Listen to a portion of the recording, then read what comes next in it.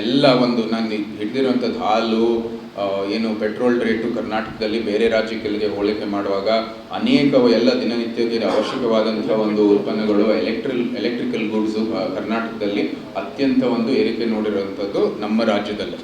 ಇದು ಕೇಂದ್ರಕ್ಕೆ ಸಂಬಂಧಪಟ್ಟರೆ ಆದಷ್ಟು ನಿಯಂತ್ರಣ ಆಗಿ ಈ ಒಂದು ಯುದ್ಧದ ಒಂದು ಪರಿಸ್ಥಿತಿಯಲ್ಲಿ ಅದನ್ನ ನಿಯಂತ್ರಣ ಮಾಡಿ ಭಾರತೀಯರಿಗೆ ಅನುಕೂಲ ಮಾಡುವಂಥದ್ದು ಕೇಂದ್ರ ಸರ್ಕಾರದ ಒಳ್ಳೆಯ ಯೋಜನೆ ಮೂಲಕ.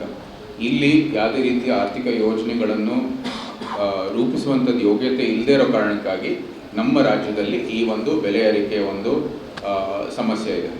ಆದಷ್ಟು ನಿಯಂತ್ರಣ ಮಾಡೋದಕ್ಕೆ ಇವತ್ತು ಆರ್ಥಿಕ ನಿಯಮಗಳನ್ನು ರೂಪಿಸಲಾಗಿದೆ.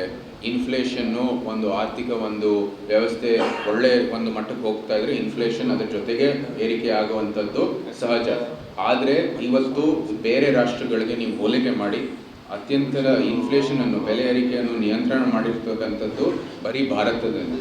ನೀವು ಬೇರೆ ವಿಶ್ವದ ಎಲ್ಲ ರಾಷ್ಟ್ರಗಳಿಗೆ ನೀವು ಹೋಲಿಕೆ ಮಾಡಿ ಭಾರತ ಎಷ್ಟು ತಮ್ಮ ಇನ್ಫ್ಲೇಷನನ್ನು ನಿಯಂತ್ರಣ ಮಾಡಿದೆ ಅಂತ ದಯವಿಟ್ಟು ಆ ದತ್ತಾಂಶಗಳು ತೆಗೆಯಿರಿ.